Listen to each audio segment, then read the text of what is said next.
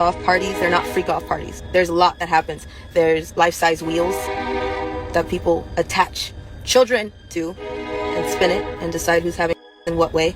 There's body cakes. There's party favors. And I'm talking like, you know how you put up a little birthday bag, like when you go to a birthday party, and before you can leave, you take one of those little birthday bags off the table, and then there's toys and like all this stuff for coming to the party. Yeah, instead of that, there's children. They call them party favors. How do you think the kids are doing? You hear the adults saying that they were on liquid IVs after the parties. Hear how many toys they pulled out of his house. I told you how many times that the Playboy is connected to houses. The tunnels connect to homes that connect to really big places, especially the Playboy.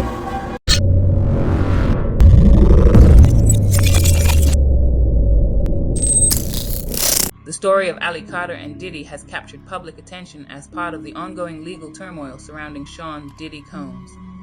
Ali Carter, an outspoken individual, has brought forth serious claims that add yet another layer of controversy to the music mogul's already complicated legal narrative.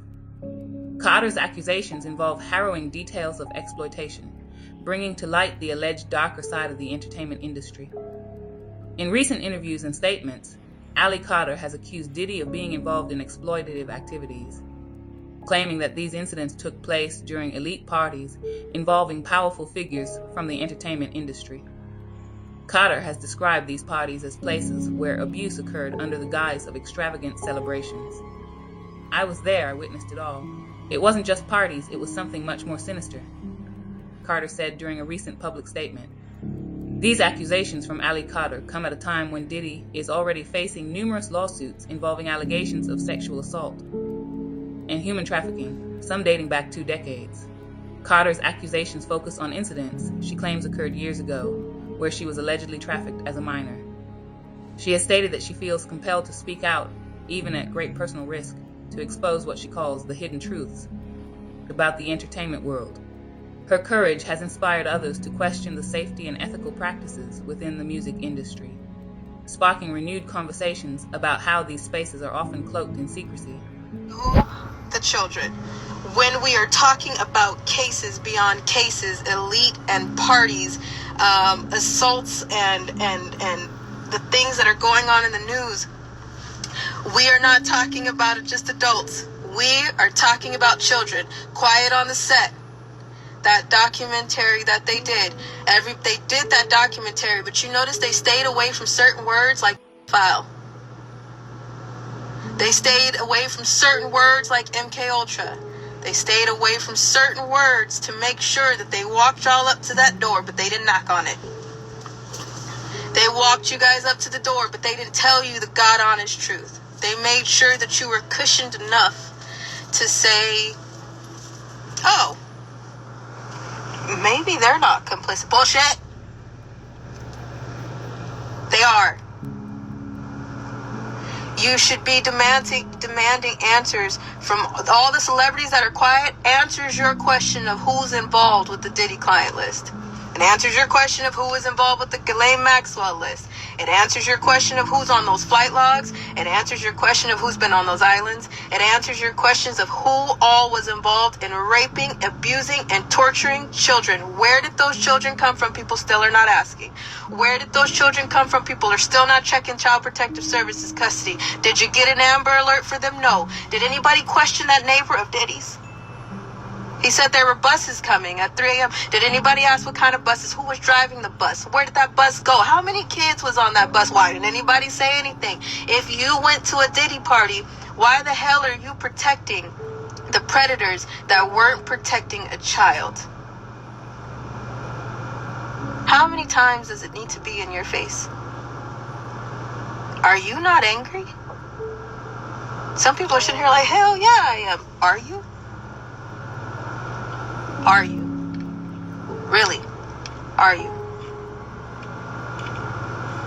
How angry? I'm not inciting any damn thing, but how angry? Because when we talk about Black Lives Matter, when they understood what that case was about, the streets were on fire. Buildings were getting burned. People were looting their own neighborhoods, talking about reparations. Do you understand what's going on with children. You want to know who needs reparations? Foster kids. That's who needs some reparations. Foster kids. When you understand how evil the foster system is, the streets should be packed. I'm waiting on the day we wake up and the streets are full. I'll be out there with you.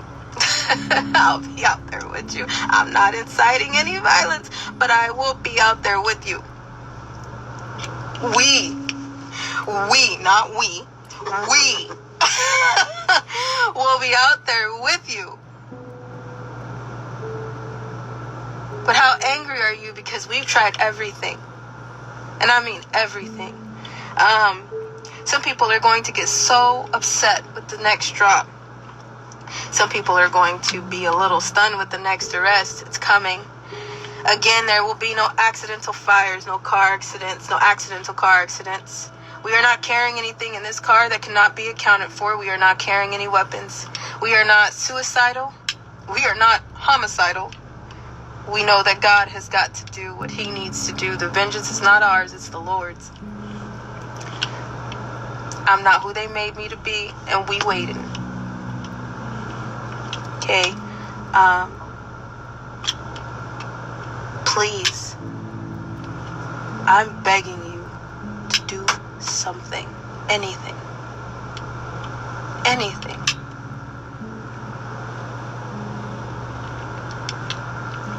I feel like I'm screaming underwater a lot. 90s, if you've counted the cost, and some people are like, what does that mean? We don't need your money, but your presence is powerful. If we're in your area and you can caravan with us if we need to get to one spot to another, if you can stand and be a witness. There's angels that have, we sleep in our car and live in our car, but there's angels that have followed us to a gas station and we told them we sleeping right here, so they've slept in their car right next to us because all hell was breaking loose. But if you've counted the cost, you know that what's meant for me will probably come at you. This is a historical evil. This is decades worth of evil. So nobody is going to take this lightly. The people who are claiming that they know me, you're exhausting. You're exhausting if you're lying. Why? I'm not a celebrity. My pain is not a billboard. And who wants to be the face of trafficking? We're not talking about, I'm not an influencer. This does not influence you to do makeup. Okay? This is the truth. Nobody should have to influence you to be influenced. You shouldn't need an influencer to be influenced, to get up off your ass and do what is right, because it could be somebody that you love. That's it, and that's all. We fighting in a different way. There's mounds of evidence, and I don't trust people right now because I've already tried. We've been there. We've been screaming for I don't know how long, since we were a baby, and then 4 or 5 years ago we started screaming on here. Okay, I don't know what's going to happen. I do know that this is the hill that we die on. There are some people who are really upset by us saying what we are about to say. There are some people that are really upset that if this arrest goes through with the females I'm thinking it's supposed to go through with, some people really love Ellen and Oprah and Whoopi herself. MK Ultra is not a joke.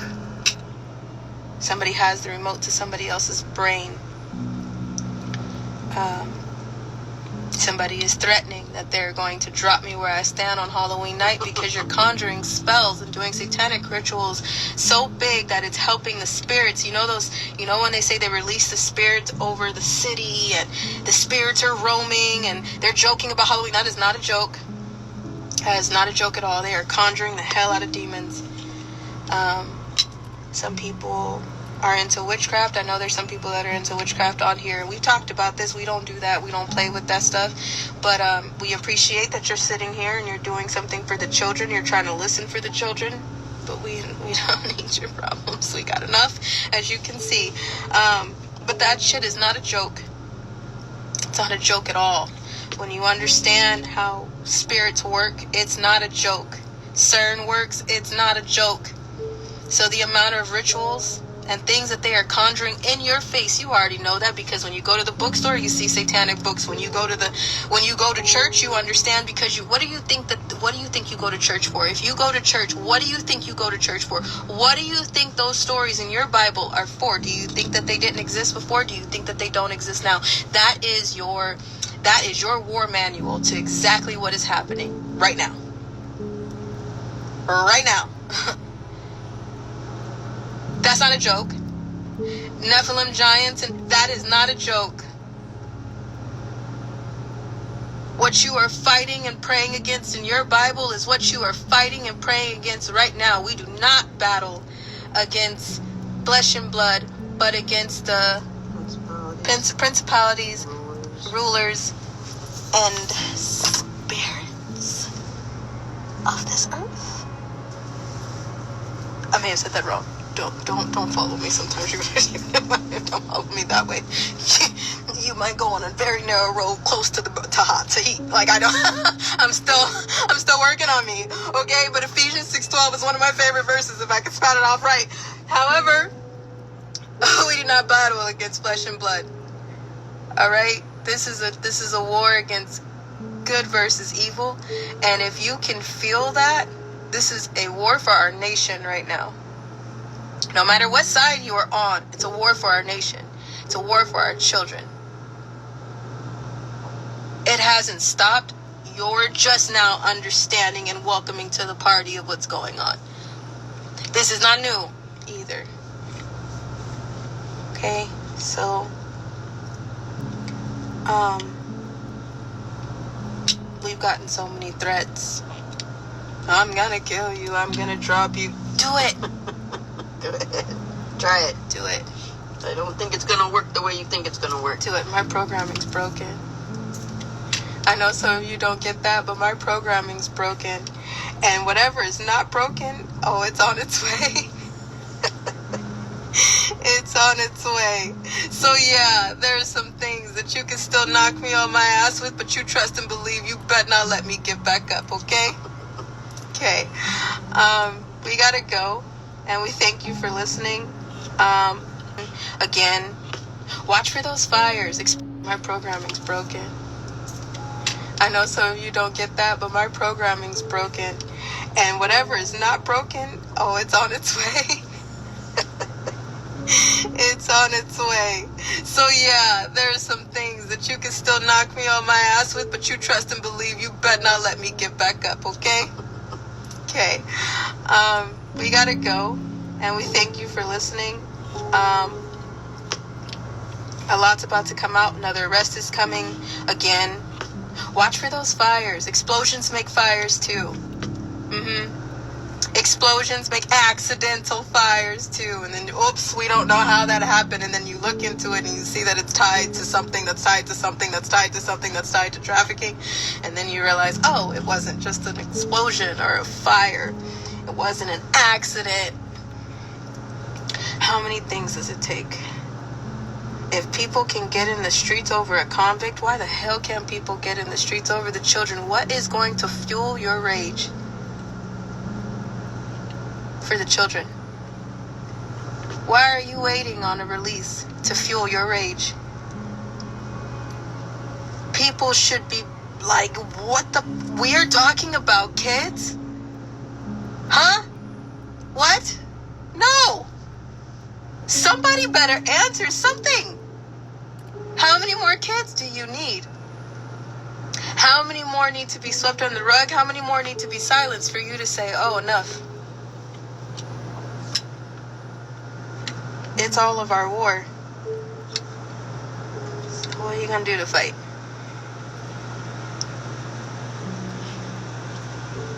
If you hit my mom and I, there are people all over this world that will never let it go. It's been too long. You hear me? It's been way too long. So now there are people all around this world that will never let it go. Eventually, you won't be able to walk down the street. I pray for that day for so many predators.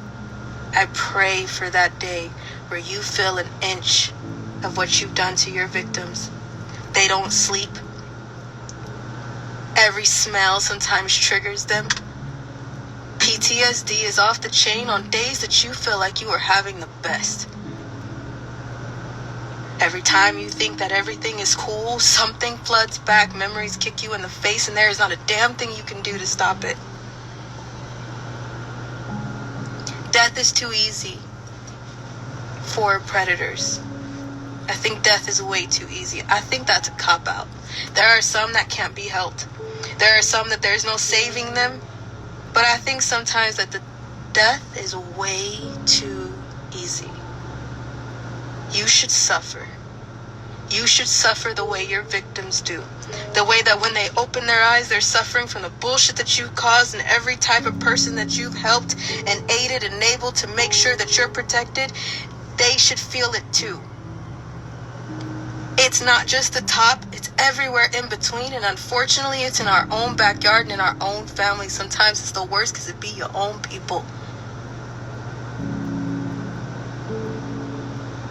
If something happens to me or my mama, you think that I'm a problem alive? I'll be a problem in my death too. So will she. Love y'all. Talk soon.